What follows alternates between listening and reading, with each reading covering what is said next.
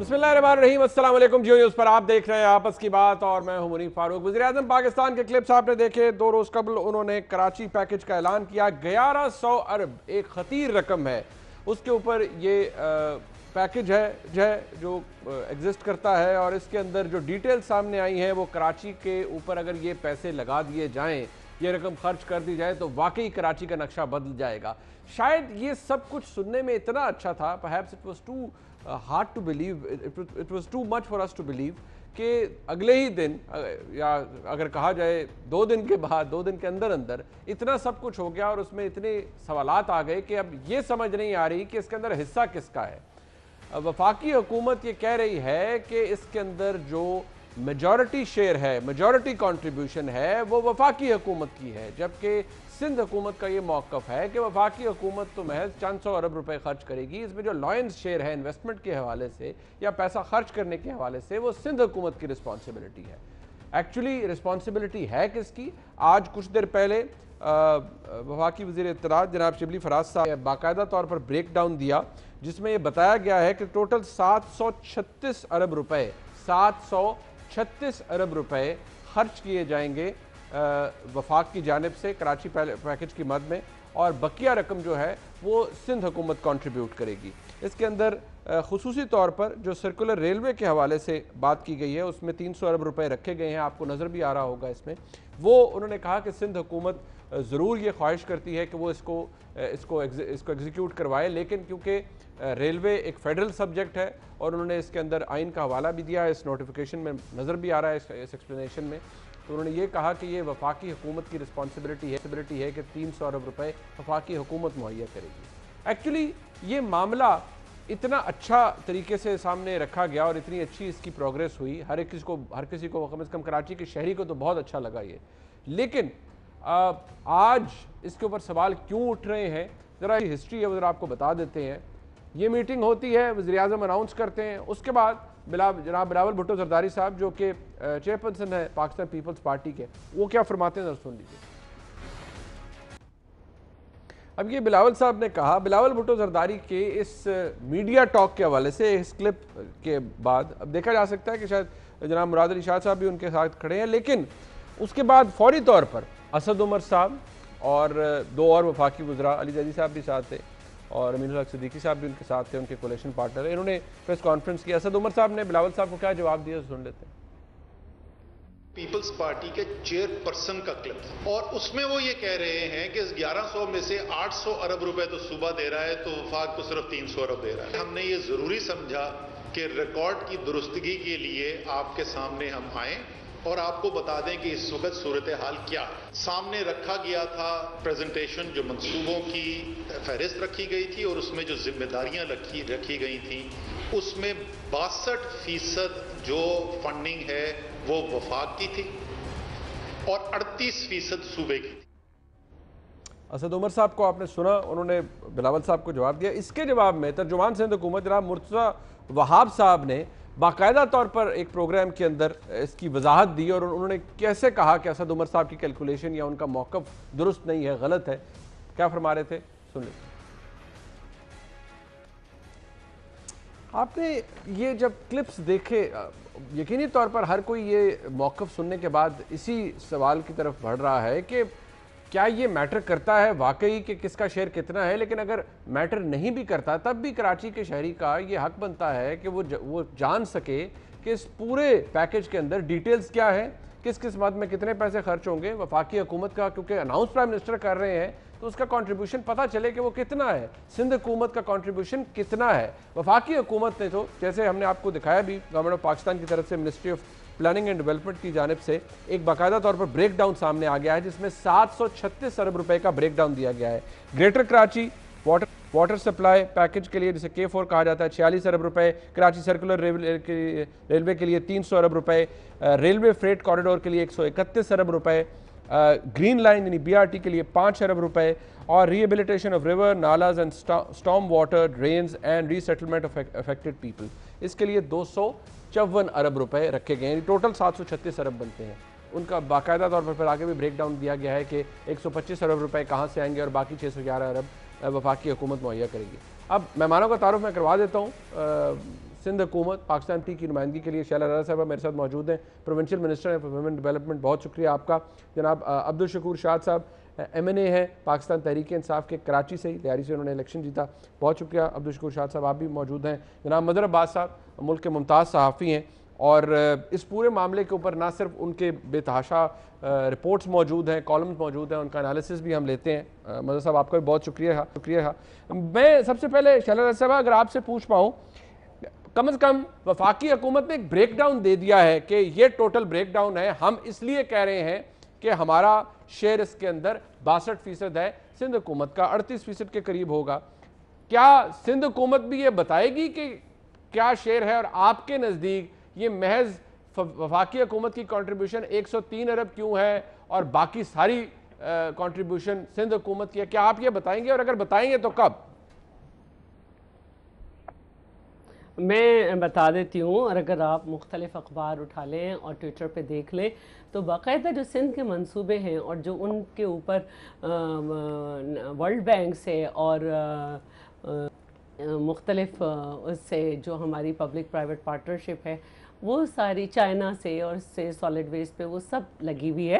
अच्छा, और 1113 अरब रुपए का जो ये पैकेज है, इसमें 312 अरब जो हैं ये वज़ीर आज़म की जानिब से बात की गई है, और 2019 में कराची के तरक्याती मंसूबों के लिए 162 अरब रुपए का जो ऐलान किया गया था वो भी उसमें शामिल हैं। अच्छा। अब किसी भी सियासी अप्रोच के बंदे से आप पूछें तो वो कहेंगे भाई 229 अरब रुपए वो भी नहीं दिए जो कि हमारे NFC के हैं। फिर जो ज़्यादा ही जिसको फाइनेंस का भी होगा तो वो कहेंगे FBR ने भी हमारे 8 अरब रुपए सिंध के काटे हुए हैं और वो इसका इकरार भी कर रहे हैं। तो अब मैं जो है ना, मैं ये कहना चाह रही थी कि 150 अरब रुपए जो हैं वो वफाकी हुकूमत में ने इसमें नए शामिल किए हैं, जिसमें से 130 अरब रुपए से वो ये करेंगे कि बंदरगाह से लेकर पिपरी तक नई रेलवे लाइन बिछाएंगे। अच्छा जी। और उधर बस टर्मिनल बनाएंगे उसके लिए।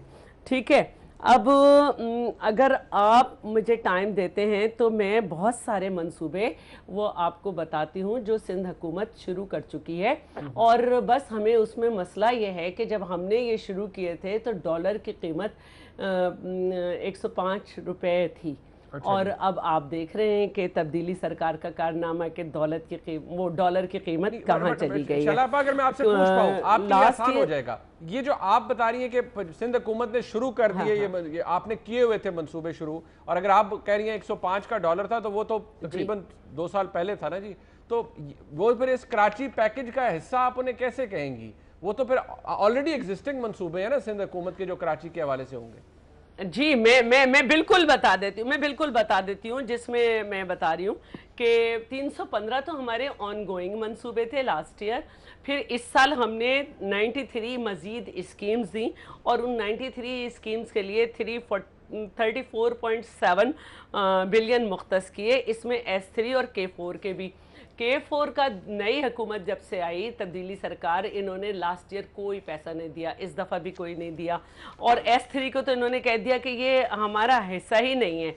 इसके अलावा देखें 2 तरह के प्रोजेक्ट होते हैं फेडरल के किसी भी प्रोविंस में, एक वो जो सिर्फ प्रोविंस उसको देखता है, और एक वो जो प्रोविंस 2 तरह के प्रोजेक्ट होते हैं फेडरल के एक प्रोविंस में, एक वो जिसे टोटल फेडरल देखता है और एक वो जिसमें शिप होती है फेडरल की और प्रोविंस की, जैसे K4 S3 वगैरह में। अच्छा, इसी तरह कुछ ऐसे मंसूबे थे जिनको फेडरल नहीं करना था। मसलन ग्रीन लाइन में लास्ट ईयर इनको 10 अरब देने थे, लास्ट ईयर के एलोकेशन जो थी, इसमें अच्छा, उन्होंने लास्ट ईयर 2 अरब रखे। तो फिर सिंध गवर्नमेंट ने उसको रोक दिया था उसका काम। फिर इसके अलावा कुछ मंसूबे थे। अच्छा, देखिए ये प्रोग्राम ऐसे हैं जिनको वाकई बहुत संजीदगी से करना चाहिए।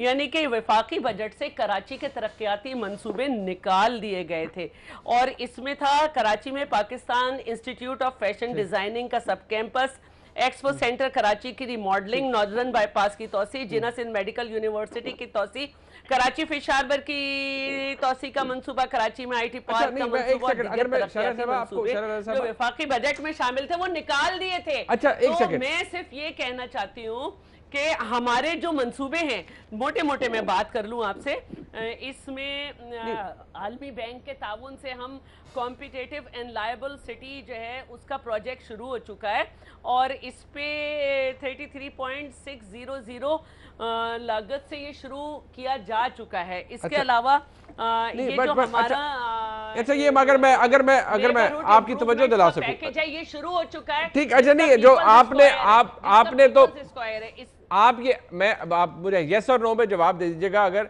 आपके नजदीक ये वफाकी हुकूमत का जो ब्रेकडाउन उन्होंने दिया है 736 अरब का, आप इसे नहीं तस्लीम करती? बिलावल साहब का 800 अरब आप समझती हैं वो बात अभी भी ठीक है कि वो 800 अरब के करीब है जो सिंध हुकूमत ने लगाना है, ऐसे ही है जी? 802 अरब और अगर आप इस मीटिंग की जिसमें इन्होंने ये पैकेज वो किया है, इस ट्रांसफॉर्मेशन में इन्होंने आला से कोई मशावरत नहीं की थी, उसका वजीर आला ने पहले ही से कह दिया था और फिर जब अगले दिन ये ऐलान किया तो वो भी वन ऑन वन कोई मीटिंग नहीं थी और उसका एजेंडा था बारिश की तबाकारियां और तरक्यात, कराची के तरक्याती मंसूबे। उसमें ये नहीं था कि कोई नया प्रोजेक्ट, मुझे कोई एक नया प्रोजेक्ट बता दें।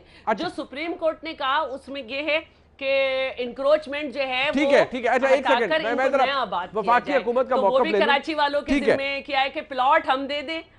ठीक है मैं वफाकी हुकूमत का मौक़िफ़ ले लूं, शकूर शाह साहब के पास चलते हैं। लेकिन फिर आप क्योंकि अभी हवाला दिया शैला साहिबा ने, ये प्राइम मिनिस्टर इमरान खान साहब का 30 मार्च 2019 का क्लिप है, जरा उस वक्त उन्होंने कराची के हवाले से एक पैकेज का अनाउंसमेंट हुई थी, वो क्या थी? फिर मैं शकूर शाह साहब से पूछता हूँ। स्पेशल पैकेज हमने ओवरऑल तैयार किया है अपनी रिसोर्सेज से, प्राइवेट पब्लिक पार्टनरशिप से, BOT बेसिस पे। तो वो हम इंशाल्लाह 162 अरब रुपए का पैकेज है जिसमें जो हमारे प्रोजेक्ट्स प्रपोज हैं वो 18 हैं। ये 18 पैकेजेस के लिए 162 अरब रुपए। शकूर शाह साहब ये 802 अरब मतलब ये तो वो 1100 अरब है टोटल और 802 अभी शैला साहब कह रही थी, यहाँ वफाकी हुकूमत ने 736 अरब का ब्रेकडाउन दे दिया है। 1113 अरब। ठीक, अच्छा चले आप मुनीर साहब बात ये कि वो उस दिन जो खान साहब ने ये अनाउंसमेंट की थी तो उस वक्त हम सारे MP MNAs भी मौजूद थे और PM साहब के दाएं हाथ पे जो है बाएं हाथ पर CM सिंध भी बैठे हुए थे। उस वक्त तो ऐसी कोई बात नहीं आई सामने। सईद गनी और नासिर हुसैन शाह साहब भी मौजूद थे और उसमें ब्रेकअप कुछ इस तरह से है कि 347 अरब रुपए ये फेडरल गवर्नमेंट की तरफ से होंगे, 250 अरब चीन की तरफ से होगा, 82 अरब वर्ल्ड बैंक की तरफ से, 39 अरब जो है वो एशियन डेवलपमेंट बैंक की तरफ से होंगे, 107 अरब पब्लिक प्राइवेट पार्टनरशिप के ज़रिए होंगे और सिंध का हिस्सा 285 अरब रुपए होंगे।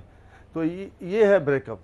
तो इससे और जो फेडरल गवर्नमेंट बाकी जो मैंने बताया वर्ल्ड बैंक हो गया या एशियन डेवलपमेंट हो गया या चाइना के होंगे, उनके सब पैसों की जिम्मेदारी फेडरल गवर्नमेंट की वापस करने की। अच्छा। तो इसका मतलब तो ये हुआ कि वो फेडरल गवर्नमेंट की जिम्मेदारी बनती है ना। तो उसमें अगर नहीं सबसे बड़ी बात है कि उस ऐलान से कराची के लोगों ने ये तस्वर कर लिया कि अब कराची के साथ जो ज्यादतियाँ होती रही हैं अब वो नहीं होंगी। अब हमें बजाय इसको कंट्रोवर्शियल बनाने के हमें मिलजुल कर इस काम को आगे बढ़ाना चाहिए। हम कराची के लोगों को क्या पैगाम दे रहे हैं? हम ये सिर्फ पीपल्स पार्टी और PTI नहीं होगी, इसमें MQM भी वो उसकी नुमाइंदगी होगी और एक 2 स्टार जनरल जो है वो फौज की तरफ से सुपरविजन और नुमाइंदगी के तौर पर भी मौजूद होंगे ताकि करप्शन के जो दीमक हमारे माशरे को, हमारे गवर्नमेंटों को, जिस तरीके से ये सारे मनसूबे हमारे बर्बाद होते रहे।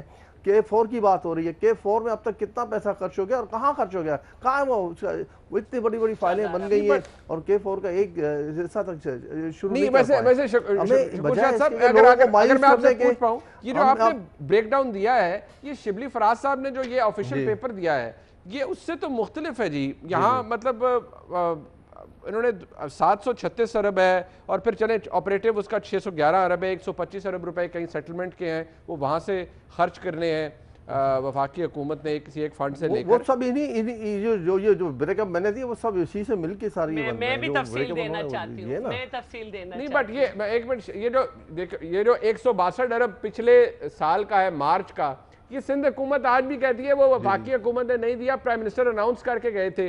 तो इस देखिए उसमें उसी 162 में से निश्तर रोड बन गया। अच्छा, 162 में से आपके मंगोपीर रोड का एक बड़ा हिस्सा बन चुका है और आप बाकी हिस्सा बाकी है, उस पर काम हो रहा है, ठीक है ना। और ये हमारी गवर्नमेंट में हुए हैं। अच्छा, ये मंसूबे अगर पहले लाए गए थे लेकिन उस पर अमल नहीं हुआ था। ये अमल हमारे गवर्नमेंट ने किया और इन 162 में जो थे, और बाकी जो आपने देखा फ्लाईओवर्स वगैरह का जो काम था वो इन्हीं पैसों से हुआ और काम हो रहे हैं उसमें भी।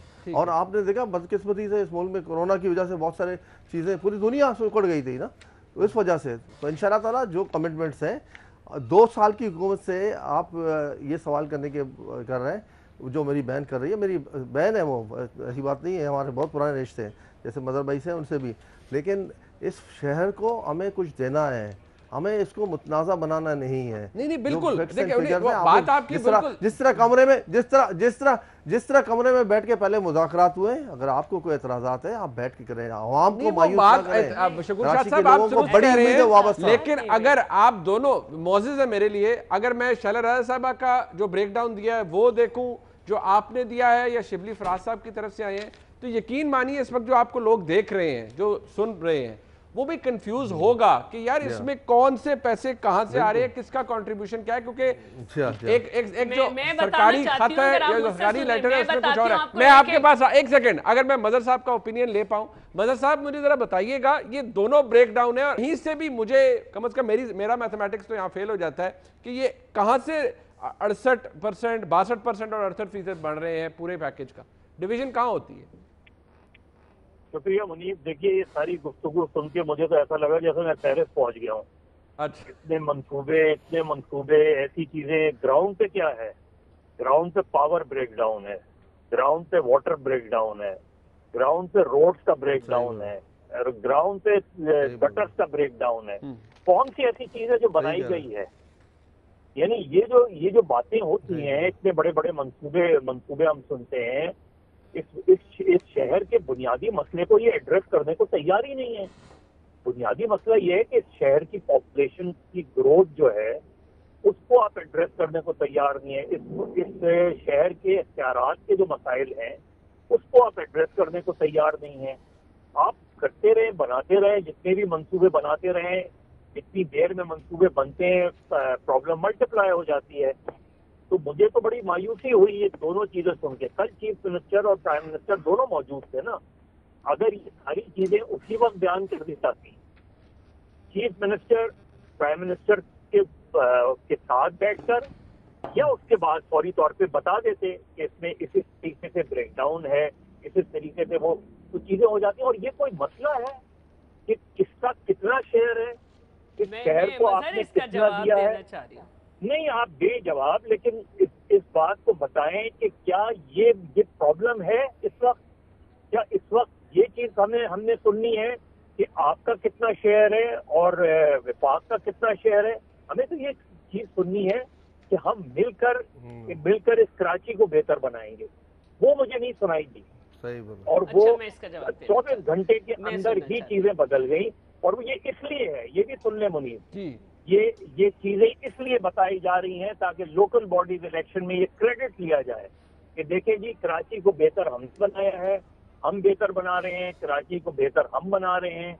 और यही चीज होती रहेगी। और इसी पॉलिटिक्स की नजर पिछले 72 साल से ये शहर रहा। अनफॉर्चुनेटली ये इंट्रा पॉलिटिक्स जो है उसकी वजह से इस शहर को डेवलप नहीं हो सका और मुझे आइंदा भी नहीं लगता कि ये शहर डेवलप। अच्छा, ये बात जो भी मदद साहब ने की, शैला साहब, इसका जवाब आप, लेकिन असद उमर साहब ने मुराद अली शाह साहब का सीएम सिंध का हवाला देते हुए इस पैकेज के हवाले से क्या कहा था, ये भी सुन लीजिए, जरा मुझे इसका जवाब भी दीजिएगा, जरा क्लिप देख लीजिए।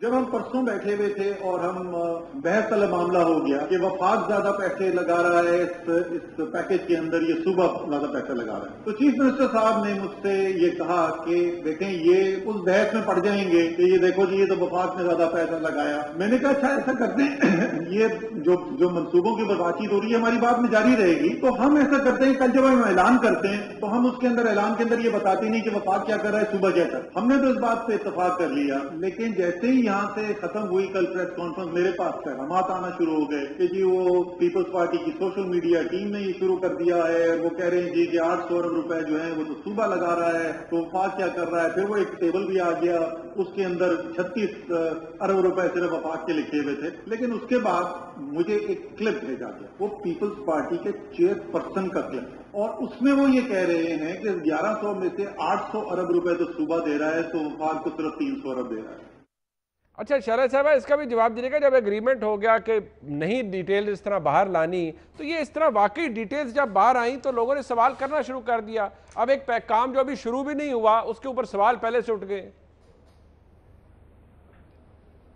अच्छा देखिए, मेरे वजीर आजम को, वो मेरे वजीर आला को और मेरे को चेयरमैन को तख्ती पे तख्ती लगाने का कोई शौक नहीं है, और उन्होंने यही कहा था कि ठीक है, क्योंकि हमारे पास ये हमारी बुक मौजूद है 2020 बजट की, और इसमें जो मेजर प्रोग्राम है जिसको हम कह रहे हैं कि हमने पहले शुरू किए थे और अब उनकी कीमत 800 अरब रुपए हो गई, इसमें सफ़ा नंबर 50, 51, 52 और 53, अच्छा, ये बड़ी अहमियत के हैं कराची वालों के लिए। ये बजट की बुक है 2020 और इसमें ये सारे प्रोजेक्ट शुरू हो चुके हैं।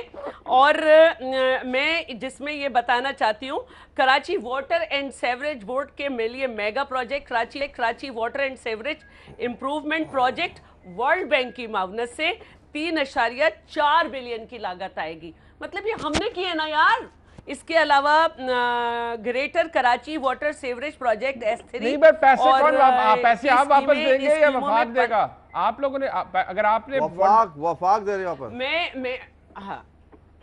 मैं आपको ये बताती हूँ कि सिंध जो है इकोनॉमिस्ट की रिपोर्ट के मुताबिक सिंध और भारत का एक क्या कहना चाहिए, मुझे अभी नाम याद नहीं रहेगा, शहर, ये पब्लिक प्राइवेट पार्टनरशिप में सिंध जो है नॉर्थ पाकिस्तान 6ठे नंबर पे है, भारत का गुजरात।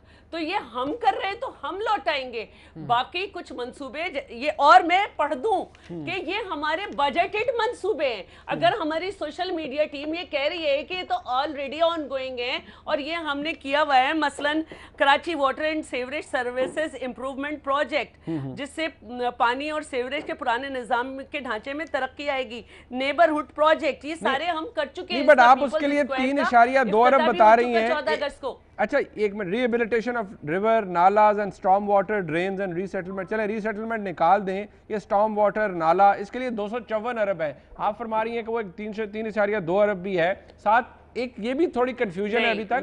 मैं इसको कह रही हूँ water sewerage services improvement project, ठीक है, ठीक है, ये वर्ल्ड बैंक के साथ हम कर रहे हैं। ये बजट की बुक मेरे हाथ में ना, ये बजट की बुक मेरे हाथ में, ठीक है, बजट की बुक, बट ये प्राइमरीली फिर आपका मंसूबा है। बट ये अब देखिए, आम सुनने वाले को शैला आपा ये समझिए, उसको ना है कि भाई ये 1100 अरब में कुछ नया है या सब पुराने फिगर्स कोई जोड़ तोड़ करके बना दिया है कि ये पैकेज है।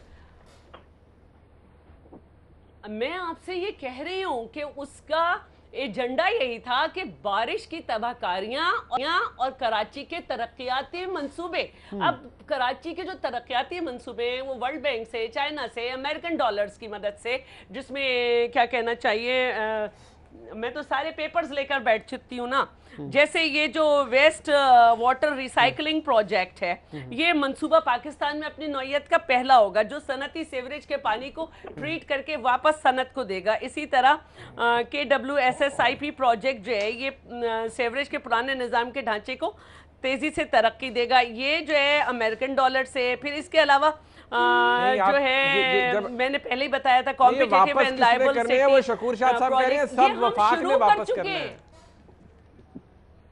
ये सब वफाक ने अगर वापस करने होते तो वफाक ने अगर वापस करने होते तो वफाक जो है वो इन मंसूबों को पहले से बात करता। ये हमने वापस करने, यही तो प्रोविंशियल ऑटोनॉमी है कि ये हमने किए हैं और हम करेंगे। नहीं, मैं आपको बता देती हूँ।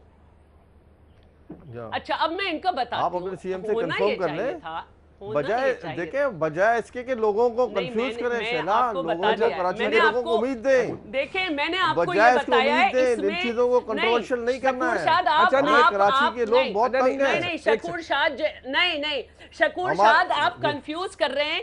इस बजट में कहीं नहीं लिखा, अच्छा, इस बजट बुक में। अच्छा, एक सेकंड, मैं कंफ्यूज नहीं कर रहा हूँ। मैं चाह रहा हूँ ब्रेक ले लेते। मेरे शहर में काम हो, और मैं मेरे लियारी में गटर उबल रहे हैं, बिहार कॉलोनी। अच्छा एक मिनट, अगर मैं आप दोनों को मैं रिक्वेस्ट कर रहा हूँ, मुझे एक ब्रेक लेने दें। गंदा पानी उबल रहा है वहां से। मैं माफी चाहता हूँ जी, मुझे ब्रेक लेनी पड़ रही है। हम चाह रहे हैं कि कराची में काम हो। शकूर शाह साहब, मैं आपके पास आ रहा हूँ, आपके पास ब्रेक ले लेते हैं प्लीज। मैं वापस आ रहा हूँ, हमारे साथ रहिएगा।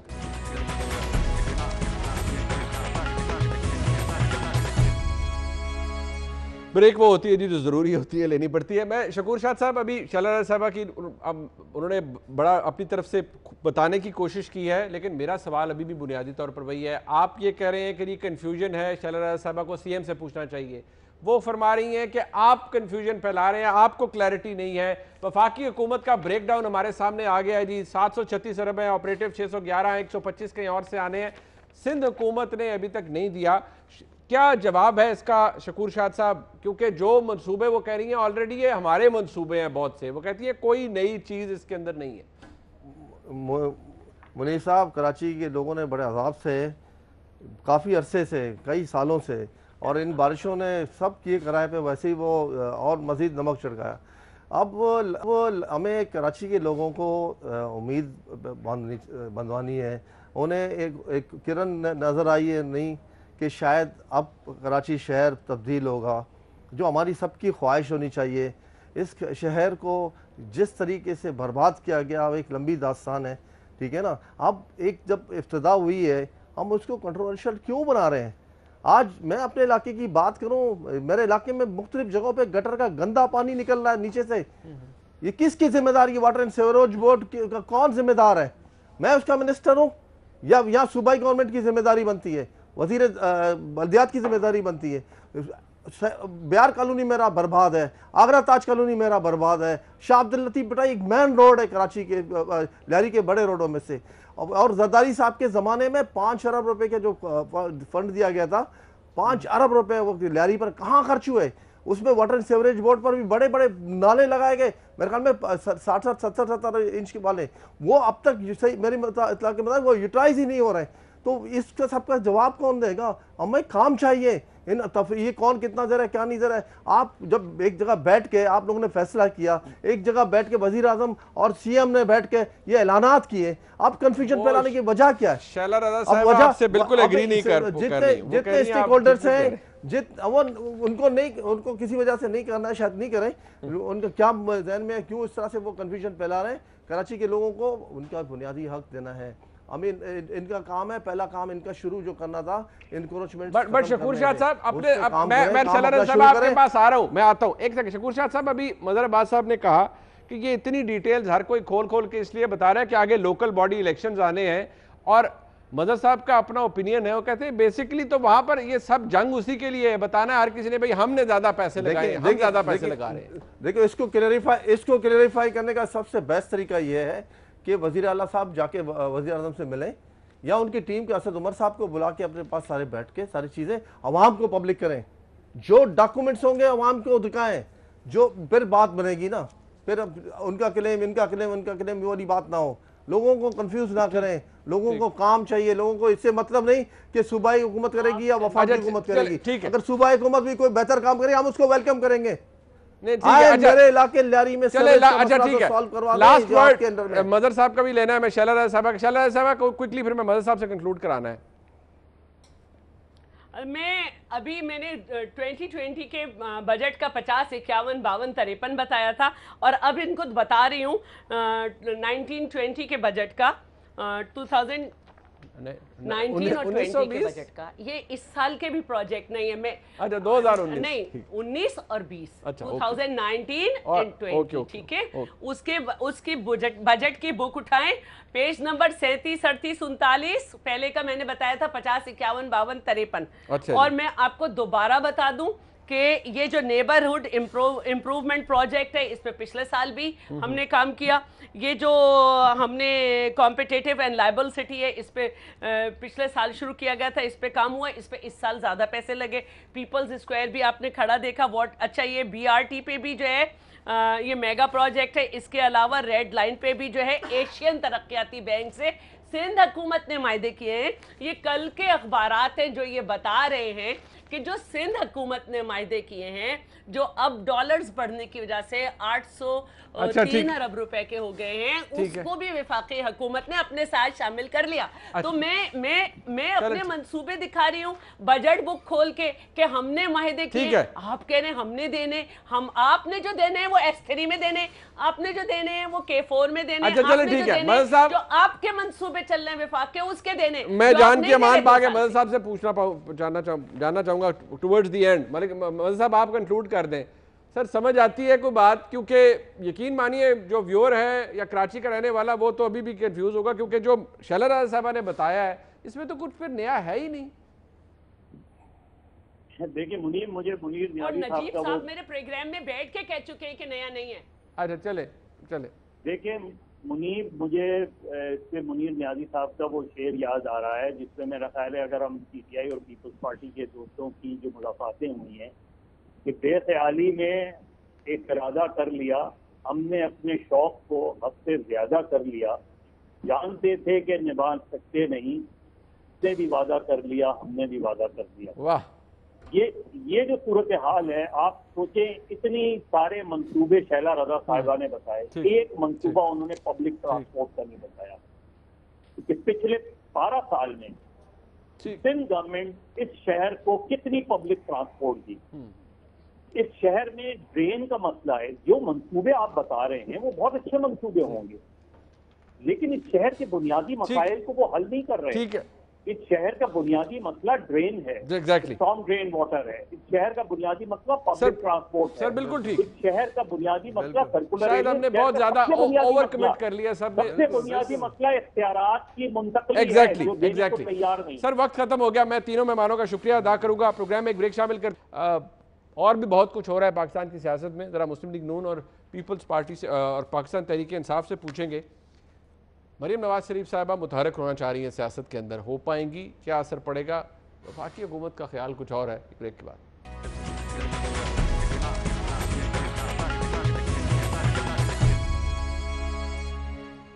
प्रोग्राम के इस सेगमेंट में मेरे साथ मौजूद हैं जनाब तारिक फजल चौधरी साहब, मरकजी रहनुमा पाकिस्तान मुस्लिम लीग नून, और अंदली बवास साहिमा MNA पाकिस्तान तहरीक इंसाफ मरकजी रहनुमा। बहुत शुक्रिया आप दोनों का।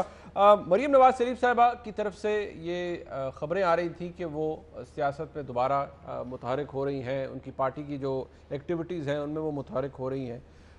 इसका असर क्या पड़ेगा? पॉलिटिकल कैपिटल मुस्लिम लीग नून के पास क्या इतना है जिसके ऊपर वो कैपिटलाइज करेंगे? इस हवाले से भी बात होगी।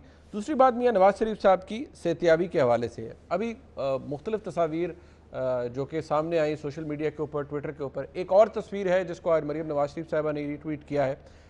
एक मॉरल स्टैंडिंग भी है मियां नवाज शरीफ साहब के हवाले से या पाकिस्तान मुस्लिम लीग नून की, वो क्या है उस पर बात होगी इस मुख्तसर से सेगमेंट में। मैं ज़रा तारिक फजल चौधरी साहब, 10 तारीख को बुलाया हुआ है एक तरफ अदालत ने मियां नवाज शरीफ साहब को, दूसरी तरफ ये मरीम साहबा का मामला है। लेकिन पहले ज़रा मियां साहब का बता दें ब्रीफली, क्योंकि सेगमेंट ज़रा वक्त हमारे पास कम है। मियां साहब वापस आ रहे हैं, नहीं आ रहे, लेकिन जो उनकी तस्वीर ये नई नई सामने आती हैं, इखलाकी तौर पर पोजीशन बड़ी कमज़ोर है। हर कोई यही कहता है कि आना चाहिए मियां साहब को। बिस्मिल्लाहिर्रहमानिर्रहीम। देखिए, मियां नवाज शरीफ साहब हर एक के चाहने या ना चाहने के अलावा भी, इससे पहले जब बेगम कुलसूम नवाज साहिबा जो हैं वो बिस्तर मर्ग पे थी और मियां नवाज शरीफ साहब को सज़ा सुनाई जा चुकी थी, तो वो पाकिस्तान तशरीफ़ लाए थे जी। ये तारीख़ का हिस्सा है। लेकिन इस वक्त जो सूरत हाल है, तमाम तर मुशावरत के बाद जो मियां नवाज शरीफ साहब के डॉक्टर्स इलाज कर रहे हैं उनका, वो ये फ़ैसला करेंगे कि मियां साहब किस वक्त तबी तौर पे इस हालत में हैं, यानी मेडिकली फ़िट हैं कि वो वापस पाकिस्तान आ सकते हैं। ये फ़ैसला उन्होंने करना है उनकी बीमारी के हवाले से। और तीसरी बात यह है जी कि मियां नवाज शरीफ साहब जब यहाँ से गए हैं उस वक्त भी अपने पाँव पे चल के गए थे, और उसके बाद भी कभी किसी ने ये नहीं कहा कि वो खुदा न खास्ता चल फिर नहीं सकते। यहाँ तो मैं तो खुद चूँकि डॉक्टर हूँ, अगर जिसका हार्ट बाईपास सर्जरी होती है, एक दिन छोड़ के अगले डॉक्टर उसे पकड़ के कमरे में चहलकदमी करा रहे होते हैं कि आप उठ के चलें फिरें। अगर आप बिस्तरे लेट जाएंगे तो हार्ट के अलावा आपको कई और बीमारियां शुरू हो जाएंगी। तो ये बात मुझे समझ नहीं आती, लेकिन चूंकि जाहिर है ये हर बंदा अदालत ने तो कहा है जिस हालत में भी है, नहीं समझ सकता। तो जो साहब अदालत ने कहा जिस हालत में भी ये वापस आए, अगर आपने फरमाया वो चल फिर सकते हैं, उनकी तबीयत बादियों नज़र में तो ठीक है, तो वापस आ नहीं रहे फिर, या ये भी खबरें हैं कि नहीं वो आना चाहते हैं, आप पार्टी नहीं आने देना चाहती?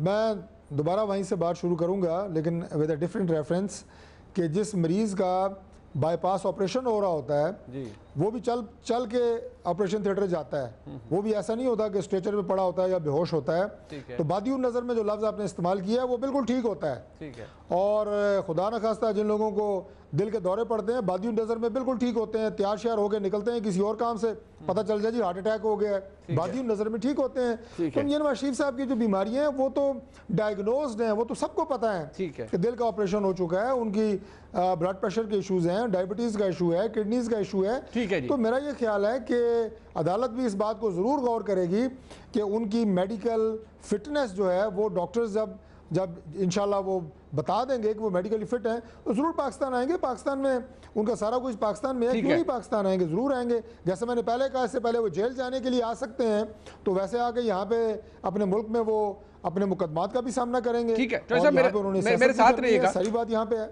ठीक है, मेरे साथ रहिएगा। अनलीब साहब, मियाँ साहब की बीमारियां डायग्नोज्ड हैं, आ जाएंगे वापस। आप लोग वो खामखा इतनी तनकीद कर रहे हैं, अदालत ने कहा है, लेकिन वो कहते हैं मियाँ साहब पहले भी आए थे, अब भी आ जाएंगे। आप लोगों को इतनी फिक्र क्यों है? देखिए, इसमें 3 पहलू हैं। नंबर 1 तो आपको याद होगा 26 मार्च, आज तो प्रूव हो गया उस खत से, जो 26 मार्च को ये कहते हैं ना कि वो कोविड की वजह से वो ऑपरेशन नहीं हो सका कि बंद हो गए। हॉस्पिटल ने 26 मार्च को कहा कि जी आपकी डेट है, आप आके ऑपरेशन करा लें। मियाँ साहब ने रिफ्यूज कर दिया कि जब तक मेरी बेटी नहीं आएगी मैंने ऑपरेशन नहीं कराना। अच्छा। तो ये तब के उसको लटका के बैठे हुए हैं। और अब तो आपको पता ही है कि वो वहाँ बैठ के मौलाना साहब की मिन्नतें कर रहे हैं कि मुझे रेंट क्राउड पे बंदे हम आपके साथ भेज देंगे और हमें एक दफ़ा फिर मौका दिया जाए। दूसरा पहलू जो बड़ा इम्पोर्टेंट है वो ये है कि मियाँ साहब और PMLN की तारीख है, और कभी भी वो नहीं आते वापस जब तक के इक़्तिदार की उनको प्रॉमिस ना हो। इक़्तिदार निकलता है वो भाग जाते हैं और हमेशा झूठ बोलते हैं। आपको याद होगा पिछली दफ़ा जब जद्दा भागे थे तो वहाँ से फिर सऊदी अरब के वो प्रिंस अब्दुल्ला ने और हरीरी ने आके यहाँ प्रेस कॉन्फ्रेंस की थी कि ये देखें डील की हुई है, ये भाग गए हैं। तो आप बिल्कुल वो वापस आएंगे, कल उनको कहा जाए कि जी आपको NRO मिल गया और आप इक़्तिदार में आ रहे हैं, सारी बीमारी, सारे प्लेटलेट्स सब कुछ वापस आ जाएंगे, 100% वापस आ जाएंगे। और तीसरी बात जो है वो ये है कि आपने देख ही लिया कि सारा खानदान बाहर है। मरियम ने जितनी अपीलें की हैं और जितनी लिखी है पिटिशंस के मैंने बाहर जाना है, मुझे जाने दो, तो आपको भी पता है कि ये सारा खानदान, शहबाज शरीफ का भी बेटे, बहुएं, बीवी, इसी तरह इनके भी बेटे बेटी सारे बाहर हैं। अच्छा जी। अब इनको यहाँ ऑब्वियसली सिर्फ एक शर्त पे ये आते हैं, ये मैं आप आज लिखवा लें आप, कि जैसे NRO मिले या इक़्तिदार में आने की पेशकश होगी, ऐसे तो मेरा ख्याल है खुद फ्लाइंग गियर लगा के आ जाएंगे वो। अच्छा, वाह वाह वाह, खुद फ्लाइंग गियर लगा लेंगे। अच्छा, जरा मुझे ये भी बता दें अंदलीब साहबा कि वो मरियम नवाज शरीफ साहबा मुतहरिक हो रही हैं आप लोगों को, क्योंकि एक तासुर ये है मुस्लिम लीग नून का कि मरियम नवाज शरीफ जब भी सियासत में मुतहरिक होती हैं, कहीं बाहर निकलती हैं, लोगों से बात करती हैं, आपके तर्जुमानों के आप लोग कांप जाते हैं कि पता नहीं अब क्या हो जाएगा, और मरियम नवाज शरीफ की सियासत से उनसे आप लोग खाइफ हैं। तो मुझे बताएं कि वो अगर हम खाइफ हैं तो वो 1 साल से बेचारी कहाँ छुपी हुई हैं? ये खामोशी क्या थी कि सारे वर्कर्स, ये तारिक फजल साहब बेचारे, ये मियाँ जावेद लतीफ़ साहब, ये सारे आगे आ रहे हैं, ये धक्के खा रहे हैं, ये टीवियों पे आ रहे हैं, और वहाँ जनाब खामोशी, ना ट्वीट आ रही है, ना कोई बयान आ रहा है, ना खुद आ रही है। और जब उनको पता चलता है कि नैब बुलाता है और NRO नहीं मिल रहा तो वो फिर ट्वीटें करना शुरू हो जाती है। तो ये एक अफसोसनाक लीडरशिप का पहलू है कि सिर्फ इक़्तिदार, पैसा, और जब उनको जेलों में ना डालें, जेलों में बाहर रखें, तो वो उस वक़्त जनाब वो शेर बन जाते हैं, और जैसे ही उनको जेलों में डाला जाता है वो या तो बाहर भाग जाते हैं या अपने बंकरों में चले जाते हैं, घरों में छुप जाते हैं और वेट करते हैं कि कोई लीक तो हम बाहर निकले। तो ये लीडरशिप ऐसी होती है जब मुश्किल आती है लीडर सबसे आगे होता है। लीडर जो है वो 1 साल आगे होता है। ये नहीं होता कि अब उस लीडर को लग रहा है कि शायद हमें बाहर ना जाने दें और एनआरओ ना मिला तो I might as well come out, पत्थर लेके मैं बाहर आती हूँ, ये मुझे पकड़ ना लेना। अगर दोबारा पकड़ लिया तो आपको पता है उनको तो आदत ही नहीं है। अच्छा, अभी नवाज शरीफ साहब जब तक जेल में थे प्लेटलेट्स गिर रहे थे स्ट्रेस से, जेल से निकले हैं तो वो आप भी देख रहे हैं कि वो माशाल्लाह ऑक्सफोर्ड स्ट्रीट क्या और बॉन्ड स्ट्रीट क्या ऐसी चहलकदमी हो रही है कि मेरे ख्याल है कोई 25 साल के बंदे की ऐसी चहलकदमी ना। ठीक है, ये आपका मौकफ है। बट चॉइस साहब जरा मुझे ये बताइएगा, मरियम नवाज शरीफ साहबा ने एक ट्वीट में कहा कि अब बिल्कुल वो वेल लेफ्ट नहीं करेंगी सियासत को, अब वो खेलेंगी। मियाँ साहब की चलें आती रहती हैं, लेकिन मरियम नवाज शरीफ साहबा का प्लान है क्या? ये हुकूमत का मौकफ तो यही है कि नहीं भाई 1 साल वो चुप थी तो किसी अंडरस्टैंडिंग के तहत चुप थी, अब अगर वो मुतहरक हो रही है तो उसके पीछे भी कोई वजह है? देखिए, पहली बात तो ये है कि अभी अंदलीब अब्बास साहिबा ने फरमाया कि मियां नवाज शरीफ साहब या उनकी टीम या उनकी फैमिली जो है वो इक़्तिदार के लिए पाकिस्तान आती है। अभी मैंने कहा पता नहीं, मैं गुफ्तगू कर रहा था तो मोहतरमा सुन नहीं रही थी। मैंने ये बात अर्ज़ की और ये तारीख़ का हिस्सा है कि पिछली दफ़ा मियां नवाज शरीफ साहब जब आए थे तो उन्हें सज़ा सुनाई जा चुकी थी। वो इक़्तिदार के लिए नहीं आए थे, वो जेल जाने के लिए आए थे। लिहाजा इस तरह की गलत बातें और मफरूज़ों पे मबनी और झूठ पे मबनी गुफ्तगू बराए मेहरबानी चैनल्स पे बैठ के ना किया करें, क्योंकि बहुत सारे ऐसे लोग हैं, ऐसे नौजवान हैं जो नए नए वोटर बन रहे हैं पाकिस्तान में। माशाल्लाह बड़ी तादाद है ऐसे नौजवानों की। गलत गाइड ना करें और तारीख़ को मस्ख मत करें। और भाग जाना और ये इस तरह के लफ्ज़ मुनासिब नहीं होता किसी खातून के मुँह से, लेकिन ऐसी कोई बात नहीं है। मैं इसे बिल्कुल कंडेम करता हूँ। मियां नवाज शरीफ साहब इससे पहले भी जब सऊदी अरब गए थे तो वो भाग के नहीं गए थे, वो उस वक्त भी ऑफिशियल कस्टडी में थे। तो मुझे बताएं कि ऑफिशियल कस्टडी में जब कोई बंदा जेल में हो या अटक किले में हो तो वहाँ से वो क्या कोई अपनी मर्ज़ी से मफरूर हो जाता है। और सबसे बड़ी बात यह है कि हुकूमत के ये लोग जब भी आते हैं टीवी पे, सिवाय जली कटी सुनाने के, तंज़ व तज़हीक के इस किस्म के लफ्ज़ जो मैं कहता हूँ कि टीवी पे बैठ के फैमिली सुन नहीं सकती, ये इस्तेमाल करने के अलावा इनके पल्ले है क्या? कोई चीज़ इनके पल्ले है? अवाम को ये मुंह दिखाने काबिल हैं? जो इनकी कारकर्दगी है, जितने अवाम के लिए मसाइल में इन्होंने इजाफा किया है, लोगों की ज़िंदगी जीरन कर दी है, लोग झोलियाँ उठा उठा के बदुआएं इनके लिए कर रहे हैं, कुछ भी नहीं है सिवाय चंद लफ्ज़, जली कटी बातें, और वो भी बड़े तन से मुंह टेढ़े करके।